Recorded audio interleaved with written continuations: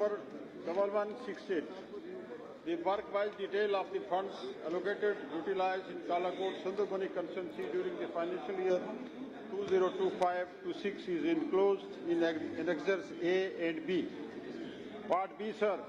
No funds have been received from the Government of India for the restoration, reconstruction of flood-hit schemes in the district of Poonch and Rajouri during the current financial year as on date.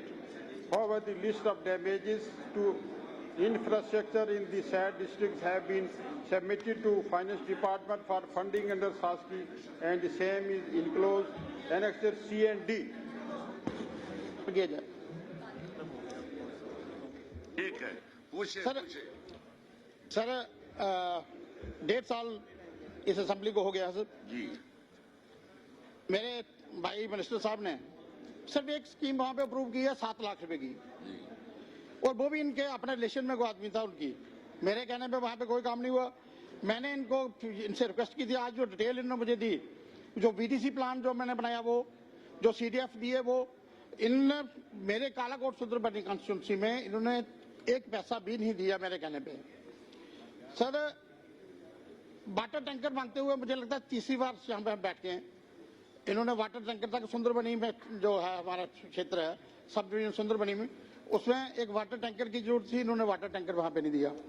Sir जितने भी Motors हैं, जैसे sir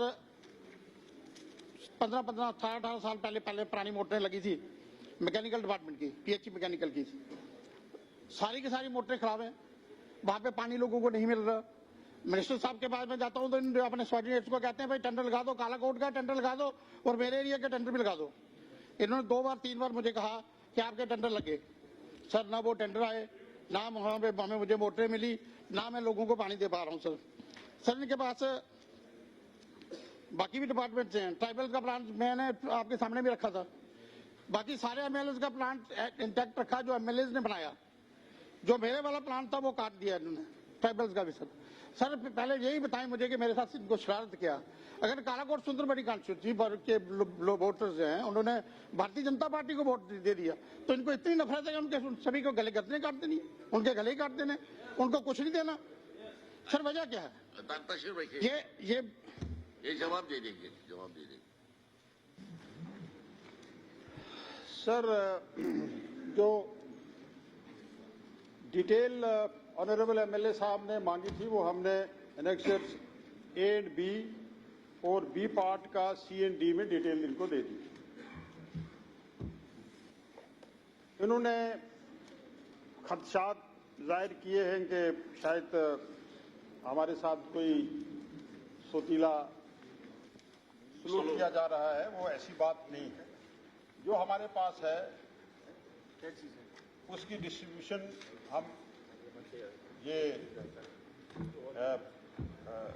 equal distribution करते हैं, और जो जो इनके प्रोजेक्ट्स हैं उनको कंप्लीट करने के लिए मैंने पूरी कोशिश की। और हाउस की जानकारी के लिए मैं ये भी गुजारिश करूं सर कि एक स्पेशल मीटिंग मैंने इनकी कंस्टिट्यूएंसीज को लेके एक तमाम जो मेरे डिपार्टमेंट्स के जितने भी डिपार्टमेंट्स हैं, ट्राइबल डिपार्टमेंट है, फॉरेस्ट डिपार्टमेंट है, जल शक्ति डिपार्टमेंट है, एक रिव्यू मीटिंग भी मैंने ले ली थी। और इनसे भी ये गुजारिश की थी कि कम से कम आप भी थोड़ा सा वहां परस्यू करें, आप भी थोड़ा सा वहां देखें, और आपके प्रोजेक्ट जहां हमने पैसा दिया हुआ है वो पैसा लैप्स नहीं होना चाहिए। और इसमें अगर आप ये देखेंगे तो इनका जो ये शिकवा है, जो पैसा इनको दिया गया है वो भी पैसा लैप्स हो रहा है। मैंने बार बार, मैं खुद ये फरमा रहे हैं कि आपने पूछा कि वो आपका एडमिनिस्ट्रेटिव अप्रूवल, उसका वो अथॉराइजेशन आपको मिली नहीं मिली। मैं खुद इतना मुझे चिंता थी इनके एरिया को लेके कि मैं खुद कहता था इनको कि ये आप इसकी वो करवा लें, लेकिन साहब बादर ने ये अब बात यहाँ इन्होंने कर दी तो मुझे कहना तो नहीं चाहिए था। उन्होंने कहा जी आप क्या करेंगे, आप तो काफी लेट हो गया है, ये पहले ही हैंड्स अप हो गए। तो मेरी गुजारिश सर ये है कि जो मौजूदा सरकार है, उमर अब्दुल्ला साहब की क़यादत में जो सरकार चल रही है, हम तमाम रीजन्स को, तमाम एरियाज को इक्वल डिस्ट्रीब्यूशन, जहाँ फंडिंग का तल्लक है या कोई भी रिप्रेजेंटेशन या कोई भी सरकार की तरफ से अगर कोई भी फैसिलिटी दी जाती है तो हम कोशिश करते हैं कि हर एरिया को जो है वो टच किया जाए। इसी तरीके से सर ये डिटेल जो है वो हाउस के सामने है और मैं समझता हूं कि ऑनरेबल एमएलए साहब को इससे मुतमईन देना चाहिए और अगर कहीं कोई कमी पेशी है तो वो बात करें। इन्होंने ट्राइबल डिपार्टमेंट की बात की। देखिए सर, एक प्लान जो है वो डीसी से हमें आता है। पहले ही इनका प्लान जो है काफी लेट हुआ और उस लेट होने की वजह से पूरी स्टेट के प्लान को हमें डिले करना पड़ा। इन्होंने प्लान भेज दिया और फिर उसके बाद जो है एक मुझे रिप्रेजेंटेशन आई एमएलए रजौरी से, एमएलए थाना मंडी से, ऑनरेबल एमएलए हमारे जो बुदल के वहां से रिप्रेजेंटेशन आई कि जी हमारा प्लान जो है हमें पूछ के नहीं बनाया गया। वो हमने कंसर्न डीसी से एक रिपोर्ट मंगाई और उस रिपोर्ट के मुताबिक ये बात साबित हुई कि उन एमएलए को पूछा नहीं। इनकी कोई रिप्रेजेंटेशन मेरे पास नहीं आई, इनकी कोई रिप्रेजेंटेशन मेरे पास लिखित में नहीं आई। अगर ये बात साबित कर दें कि इनकी कोई रिप्रेजेंटेशन लिखित में आई या इन्होंने मुझे कहा कि हमें पूछा नहीं गया। मेरे पास ऑनरेबल एमएलए 3 आए, उन्होंने प्रोटेस्ट किया, बाकायदा प्रोटेस्ट किया कि जनाब हमें पूछा नहीं जाता है और अब ट्राइबल का जो प्लान है वो कैसे बन गया है। तो मैंने डीसी को डायरेक्शन दे दी कि अगर आपने एमएलए को पूछा नहीं है तो प्लान आसर नो जो है उस प्लान को भेजा जाए।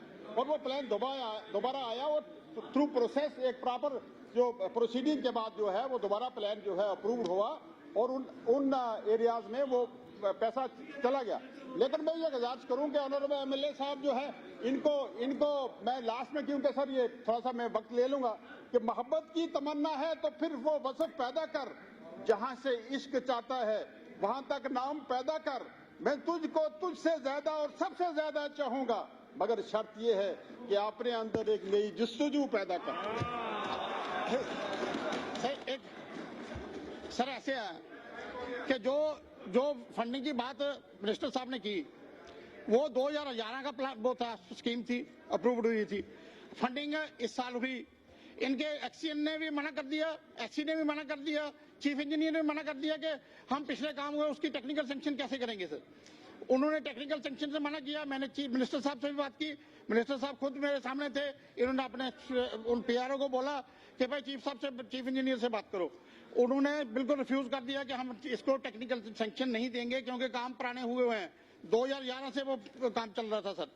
बात यहाँ पे इन्होंने की कि प्लान की, सर प्लान डीसी से होके आया था, सभी का प्लान, एक minute,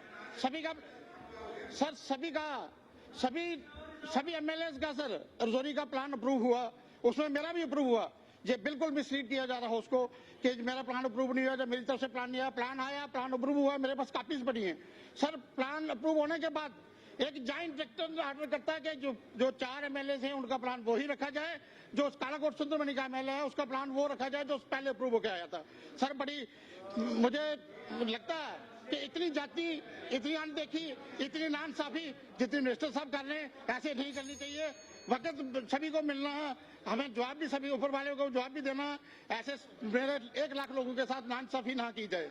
question over is over. Pyarelal ji. Speaker साहब, एक मिनट सर। ये ऑनरेबल एमएलए मनकोटिया साहब हैं सर, ये हमेशा किताब उठाते हैं, कहते हैं 150 वर्ड का क्वेश्चन होना चाहिए। तो सर इनकी किताब में ये नहीं है कि सप्लीमेंट्री कितने वर्ड का होना चाहिए? पूछे आप प्यारीलाल जी, इनके वालिद साहब गुजर गए थे कल रात की शब को सर। एक 15 साल ऑनरेबल मिनिस्टर जावेद साहब राणा जी को बड़े मैच्योर्ड हैं, पुराने आदमी हैं।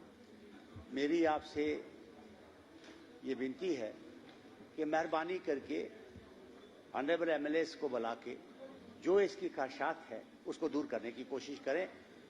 मैं उम्मीद आपसे करता हूं कि इस किस्म की बात आपसे नहीं हो सकती। और ये पहली दफ़ा मैं सुन रहा हूं कि आपने कहा और उसके बाद इन्होंने ये कुछ बातें कही हैं।